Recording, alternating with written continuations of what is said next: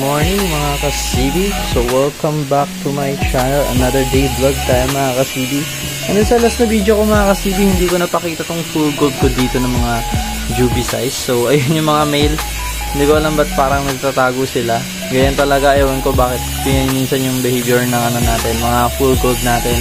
Parang minsan takot sila. Ayan, wala naman, hindi naman nagulat yan or kanina ko pa binuksan to. Ayan. So, morning ngayon, 7 AM. Ayan. And then, bago ko nga pala simulan tong vlog update ko, guys. So, thank you so much nga pala sa mga viewers ko. Hindi sa mga nagko-comment. Ayan, sila. So, thank you sa inyo mga bossing. Thank you sa support. At yan, thank you sa panonood ng ating mga vlog. Kahit pa update lang tayo sa ating content. Ayan. So, ayan mga kasigi. Ito na yung first batch female at first batch grow out din sa other female natin. Yung mga parent pala na ito, guys, yung mga full gold natin na to, wala na. So matagal na silang wala. So ayun, sa mga nakasubaybay dito sa fry na to at yung pinaka parent nito mga full gold na to, ayun. So sila yung mga nakakalam. Pero ito mga ano na kasi to, udila na to mga to, wala na to mga ano. And then yun dito nga pala, guys, yung MSSBT natin dito, ayan, malaki na sila. Pero yung isa pa nga pala dito maliit. May isang napag-iiwanan. So yung isang napag-iiwanan na yun, baka isama ko yun sa mga calves. Ayan, kasi may mga ano na tayo dito mga kasibi, may mga calves gapi na tayo dito. Ito, ayan, sila yung mga gagawin kong chops. Ayan, pero binabaksakan ko pa to, guys, ng BBS. Kahit pa paano binabaksakan ko pa to ng BBS. So ganun nga pala, guys. Ayan, pag meron ako nakita mga small size sa fry na pansin ko ilang days na pero small ano na pag-iiwanan, so inaalis ko na yun. So yung mga ganito, yung magkakasize pa naman kahit pa paano at napapansin ko lumalaki, nagkakameron ng pagkakaiba sa size nila. Ayun, so goods yun. Pero pag yung sobrang liit talaga, ilang araw na, so kal na yun para sa akin. Hindi ko na hindi ko na ikikip. Ayan, pagsasama-samahin ko na lang sila dyan. Pero bibigyan ko pa rin ng BBS. Ayan, para soon kung maghanap ng calves or chops, ayan, meron na tayo mabigay. At paparamihin ko kasi yan mga kasibi, paparamihin ko tong mga chops gapi. And then samahan nyo nga pala ako, guys, kasi may naka-ready na ako ditong BBS. Ayan, bagong hatch to. Yun o, sobrang orange na orange yung kulay. So kuha tayo, pakain tayo sa mga fry natin ng ating mga BBS. So lapag-lapag tayo. Ayan, kagaya nito may mga HB Blue dito. Ayan, lapagan natin sila dyan ng BBS. Ayan mga kasibi niya, nilapagan ko na ng BBS to at kumakain na. At siyempre dito, ayan, lapag din tayo. Ayan, hindi lang kita sa video mga kasibi kasi ayaw mag-focus against the light. So ayan, nilapagan ko rin ng BBS to. And then yun dito din, mga kasibi, lapagan natin. Ayan, kakalat na yan kasi may aerator. So makakain na nila yan mga kasibi. Ayan, so ito din, dito natin. Ito din, umaga. So maganda ang panahon ngayon, kaya maganda rin magpakain ng BBS mga kasibi ngayon. Ayan, so ito pa yung mga HB Blue natin na female. Ito mga HB Blue female natin mga kasibi. Ayan, ang lalaki na at ang tatakaw. So ayan, kailangan ano to, mag-mature itong mga female agad natin kasi kuha tayo dun sa second batch ng male. Ayan, so may nakikita na akong magandang male dyan kasi dominant siya. So kuha pa tayo ng BBS mga kasibi. Ang dami natin natch na BBS ngayon. So ayan, chibugan time, BBS time. Kailangan kain lang ng BBS, mga mahal kong isda. Ayan, dahil mahal kong isda, mahal din yung pagkain nila. So ayan, pakita ko sa inyo mga kasibi kung paano kumakain ng BBS sa mga fry. And then marami talaga akong magbigay ng BBS sa fry kasi yung mga yan mabilis kumain at mabilis matunawan yan, yung mga fry mga kasibi. Tapos kapag natunaw na ulit yan, papakainin ko ulit. Dapat kung hindi lang tag-ulan ngayon, siguro mga 3 times ko pinapakain to ng mga BBS eh. Tag-ulan na kasi minsan nag-uulan na ng hapon, hindi ko na pinapakain. Nagiging once a day na lang. Pero dapat talaga mga kasibi, mga ganito, binobomba talaga sa BBS para makuha agad yung body size nila. Kasi ang kukunin talaga dito yung dapat mataba, macho. Habang fry pa lang, nakakakain na ng live food. So kagaya na ito mga kasibi, nabibigyan ko na sila ng mga live food. So ayan, kita naman 'di ba? Macho yung mga fry natin. Macho sila, tignan na yan. Yung. So wait lang mga kasibi, balikan ko kayo. Pakain ko lang itong mga BBS kasi mahirap pagpakain na nagbibideo maalog. So yun, balikan ko kayo mga kasibi. So ayun ng mga kasibi, so tapos na ako magpakain ng BBS. So may mga natira pa dito, hindi ko na pwede pakain. So ibabalik ko na sa may hatchery ko yan mamaya. Yung mga natira pa. At kasi matataba na yung mga tiyan nila kasibi. Ayan na, sobrang tataba na ng mga ano natin. Alaga nating fry dito. So may papakita ko sa inyo mga kasibi. Ito nga pala yung fry ng ano natin, RDSS natin. So ito talaga ang lalaki. Ayan o.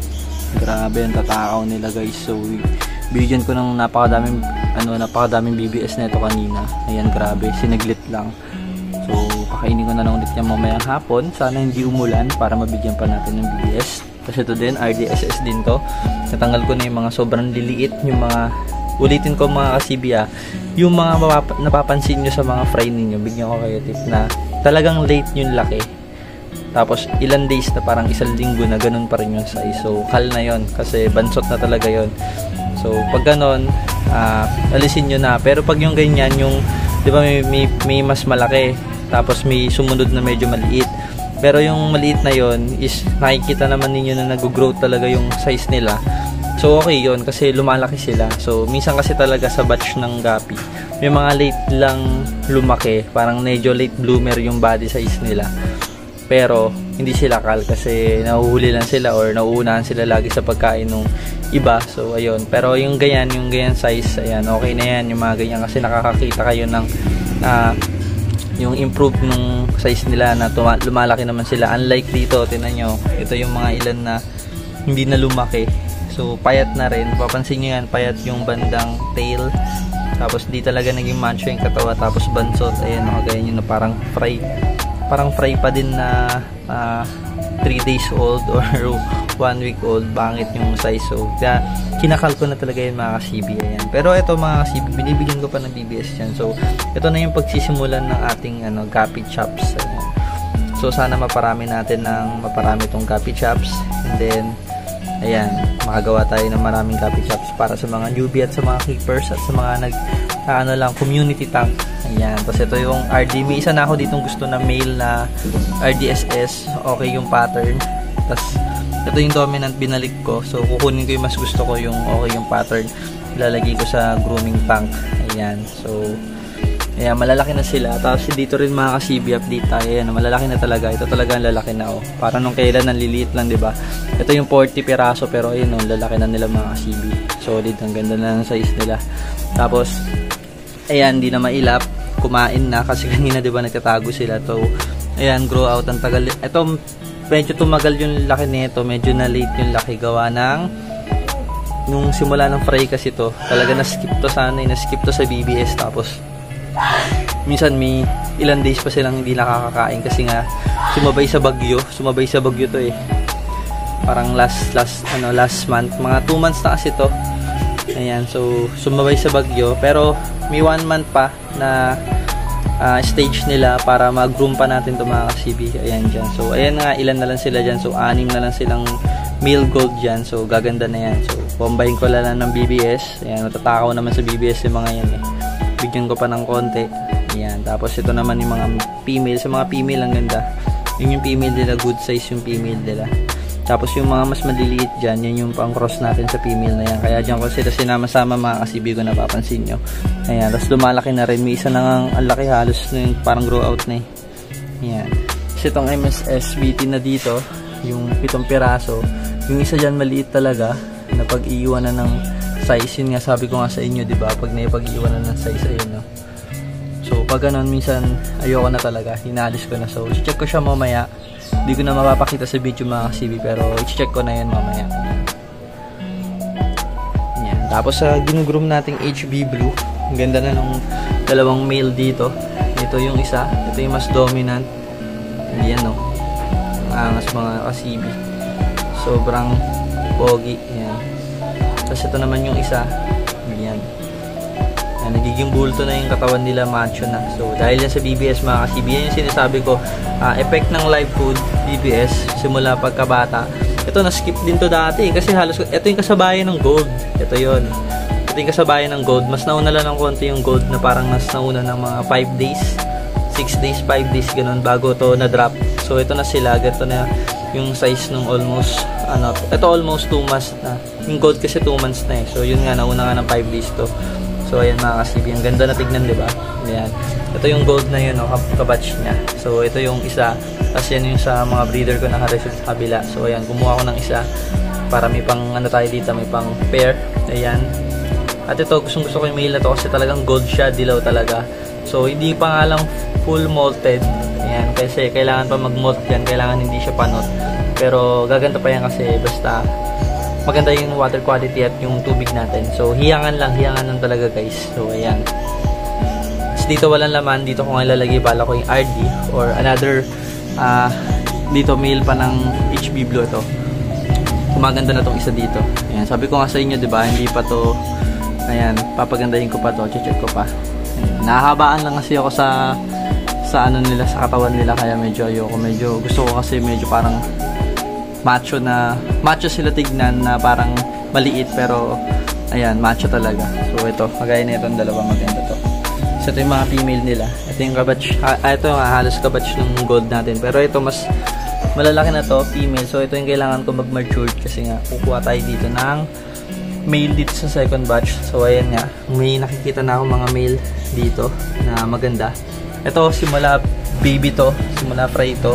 Pagka 3 days old, kumakain na to ng fry. At ito, hindi ko to na-skip. Na-skip ko to mga 2 beses, pero ano yun, yung pinaka-fasting nila eh. Sa abisi ako ng time na yun guys. So, ayan. Pero, kita nyo naman, diba? Ilang weeks pa lang to, pero ganito na yung size. Ayan, mas maganda.